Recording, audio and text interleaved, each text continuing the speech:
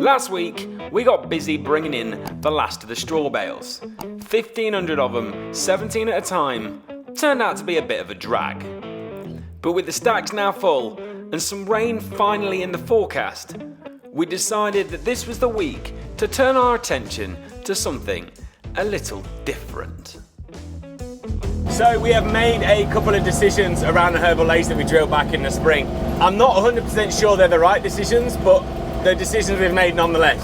So we're going to go up there now and I'm going to explain it to you because I feel like I'll feel better about it when I talk it through. So let's just go and have a look. So we obviously drilled this herbal ley, whenever it was, back in the spring, late spring. And usually that is a really good time to drill them. We get a bit of moisture and they fly. But, well, the only thing we've been able to grow this year is fat hen. And my God, have we got a good crop of it. There's 20 acres in this field, 35 acres altogether. The other's behind me. I'll explain what we've done in a minute because we've done it in that field. But you can just see it's just wall-to-wall fat hen in here and it is tall. I mean, some of this is taller than me. Oh, hello, pheasant. The dog's just put that up.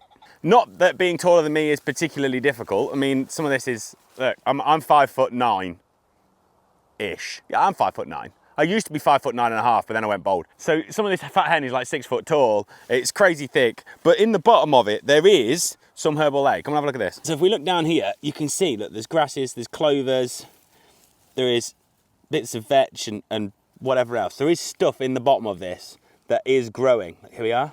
Normally, we kind of expect a herbal ley to have a load of weeds in it, particularly fat hen. And what we'd usually do is get to this time of year and we take a cut of silage, which would have a bit of fat hen in it, which is just the weeds, but then quite a substantial amount of the herbal ley in the bottom. Obviously this year, with it being so dry, we haven't grown the herbal ley that much in the bottom, so the majority of what we're gonna mow is gonna be fat hen, which is not good because fat hen, if you feed too much of it, is toxic. If you put it in with a load of silage and you just have a bit, it's fine, it's not gonna make any difference. It's actually really high in protein, it's quite a good feed. But if you put too much in, it's no good for them. So, we can't really make silage of this because there's just too much fat hen. My other concern is though, that if we leave this fat hen in here, it's just gonna suck all the moisture out. So when we do finally get some rain, which is forecast this week, if we get some rain and the weather breaks and it turns, because 76, my granddad used to say about 1st of September, it started raining and it didn't know when to stop. In theory, that could quite easily happen again, considering it has probably been the driest year on record. I think it is drier than 76. Anyway, if we ignore my waffling, I'm thinking that all this fat hen is just gonna draw moisture out of the ground. So it's any moisture that we do get, rather than it go to the herbal ley, it's gonna go to the fat hen. And we're getting to the stage now where I just wanna get this herbal ley super established, ready for the winter, because even if we don't graze it or whatever else this year, it'll be ready for the spring. If we head through here, this leads me on to my next point.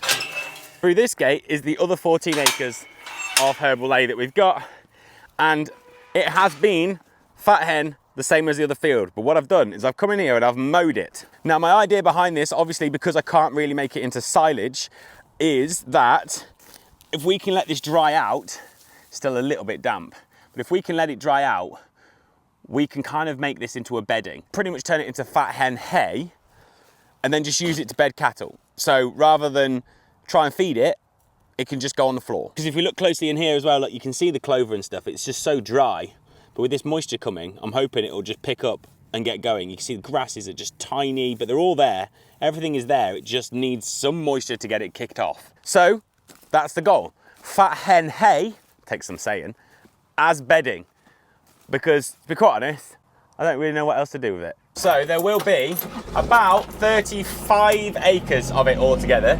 I don't really know what to expect of it from a yield point of view. There's not going to be tons because that stuff just wilts down to nothing. But it will tidy it up and then hopefully it will kick on once we get some moisture. I was thinking about mowing a herbal ley that we've got shut up because we're starting to get desperate for grass, and I'm thinking we need to mow that so that we can then get cattle on it and graze it in a month's time or 6 weeks time. But with this rain coming, I don't want to risk it. So I think what we'll do is probably mow this, because if this has to stay down, even if it gets wet, it's not going to be the end of the world. Whereas the other, I don't want that getting wet if we can help it. We're gonna reluctantly leave the herbal ley that is ready to mow for actual silage and mow this rubbish instead. And I mainly want to get it all done because next week it's 1st of September and I'm going to put the hedge cutter on, and once the hedge cutter's on, kind of stays on then. So yeah, there's a lot to think about. A fair bit of juggling going on at the minute. Before we do any more though, what I want to do is I want to bring in some young stock from out in the field that have been out since March. Haven't yet been weighed because they've been doing really well on a herbal lay, but herbal lay has completely stopped growing. And when I mean stopped, I mean stopped. I want to bring them in, see what they're weighing, and then if anything is above sort of 480 kilos, put them on a finishing diet, even if that means keeping them out and feeding them out, but just give them something, get them gone. Realistically, one of the goals we're going to have this year is to get things finished as fast as possible. And I don't mean at any cost, because you can't afford to just do it for a silly cost. Again, we can't afford to try and do things cheap and keep them here longer, because that option is just not available to us this year. We can't feed grass, silage, whatever. It's just get a good ration, get it down and get them gone. And that's what I want to do here. I want to have a look at these guys, see how they're doing, take anything that's not doing well, put it in with the bulling heifers, because there's no bull in there now, so they can go and continue on a grass diet, and then anything that is doing well, that is bigger, can go and get finished. There's about 40 of them. They're mainly Charolais. There is a couple of stabilizer heifers in there that didn't fit the bill when we come to selecting for bulling heifers. So they got chucked in there as finishing. So we'll bring them in, we'll see what they're gonna do. They haven't had any supplements since they went out. They had a little bit of corn just as they went out, just to help transition from silage to grass. So we just gave them a bit of corn for a couple of weeks before they went out, a bit of corn for a couple of weeks after they went out, and sort of phased it in and phased it out just to help with that transition. But other than that, they've just been on that herbal lay. And they've been on 35, 40 day rotation. It's been going really well, even throughout pretty much all of the year until about 10 days ago, when rotation went from 30 odd days to about 6. And we've had to then roll bales out for them just to keep them occupied. Oh, and also, before I go any further into this video, every week I do this and I completely forget. My wife and I are due our second baby fairly imminently. Not imminently, but soon. When that happens, I'm planning on kind of having a couple of weeks of break from doing YouTube videos. If I can, I will record some YouTube videos that I can then post, sort of schedule to post. But if I do go quiet all of a sudden, you will know why. If I do go completely off the radar, I haven't disappeared. I'm just having a bit of a break. When the baby comes along, I just want to be able to sort of have a couple of weeks of no stressing about getting videos out. So yeah, I thought I'd just let you know, because I don't think I've spoke about it and I keep forgetting. Not about the baby. I don't forget about the baby, but forget about telling you about the baby. So here's the girls. You can see where I've rolled a couple of bales out just here. So we'll bring these in and weigh them now. They do look well. They have really carried a lot of flesh and have grown a lot. So I'll be looking forward to seeing how they've done. Gonna have to move this reel, just put it across to the gate there somehow, and we'll hopefully run them straight out. You can see though how this ground is completely dried, because they've been off of this bit now for best part of a week. Nothing, no regrowth whatsoever. It's just gone so stale. You can see that they're pretty fleshy. They've got a nice bit of shape to them. They just want a bit of finishing, so hopefully they'll weigh pretty well.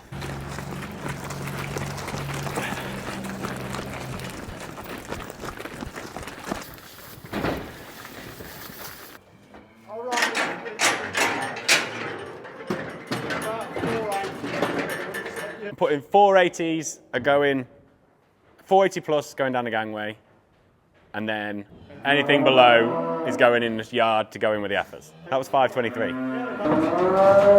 Doing 1.2 a day from birth. Well, not from birth, since he went out. Considering the drought, and they've had nothing, just been on grass, 1.2 a day, especially for Charolais. Charolais ain't that great when it comes to grass. This one's 555. That's done 1.4 a day since he went out. Hellish growth rate over a long period of time, that is, without any concentrates. This is one of the reasons why we've gone to steering young stock, because they do as well at grass without any concentrates as what bulls will do in the shed with a heap of labour, cereals, God knows what else. 500. What you have to remember with these is, the reason why they've done so well is because they have in the grass allocated for them. So they're never short of grass. They get as much as they need throughout the whole part of the year, which just means they get to maximise their production, not ever withheld. If you put them on set stock in, they're not going to have enough grass. This one is 586.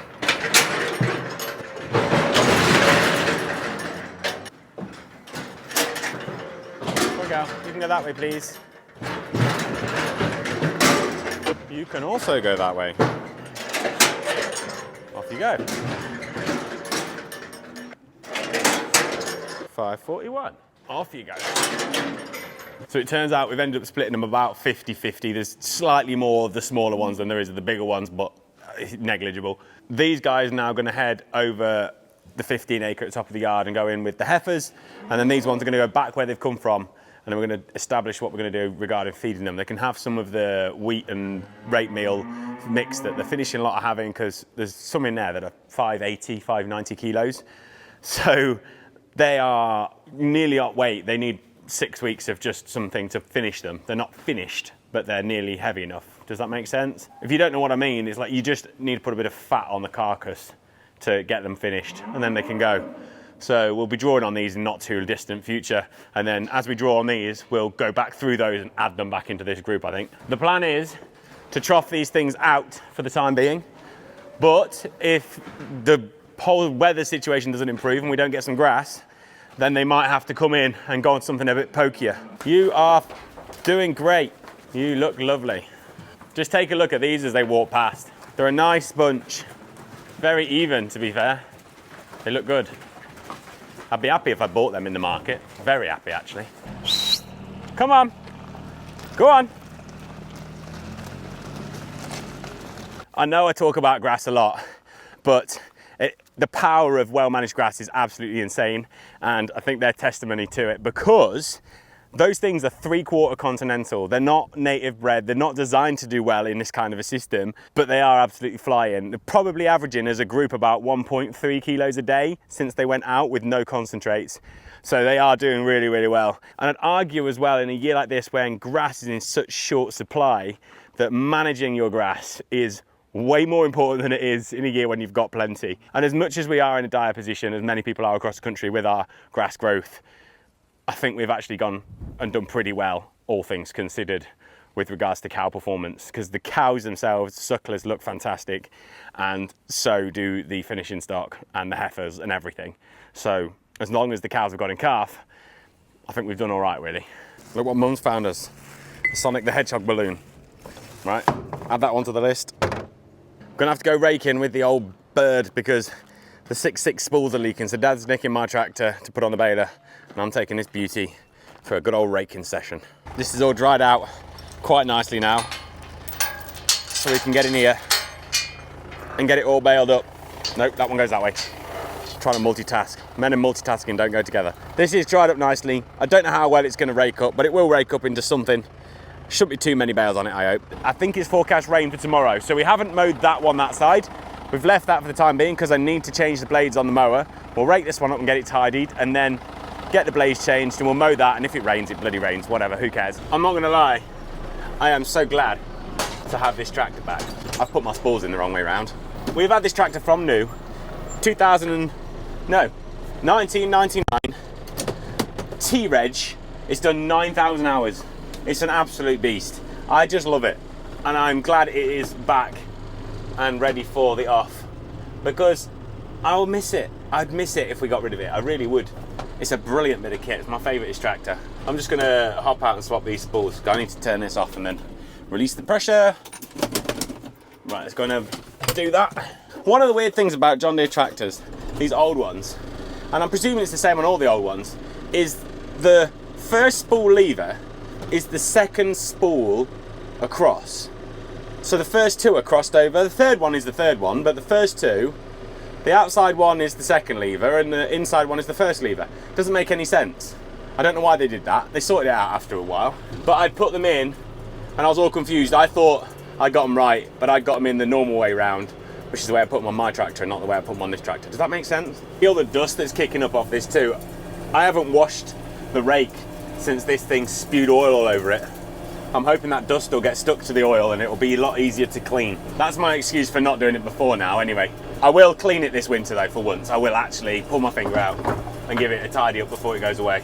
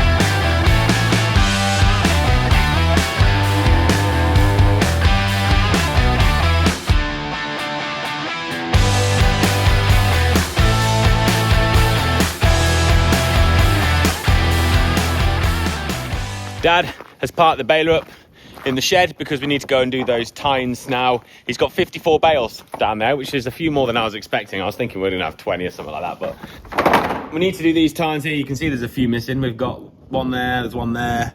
There's quite a lot actually just not on at the minute. We need to get it tarted up, ready for doing the grass silage and for next year. I was going to pull this out and do it outside the workshop, but I reckon it's going to rain in about an hour.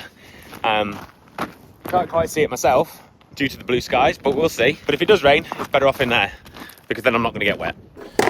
I don't know what we bought to get this thing, but I'm glad we bought it. Look at that. Oh, living the dream.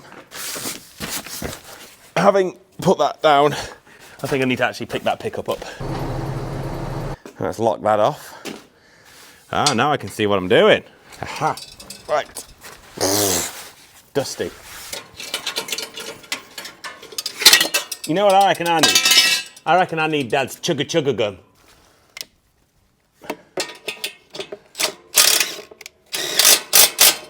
That is all done.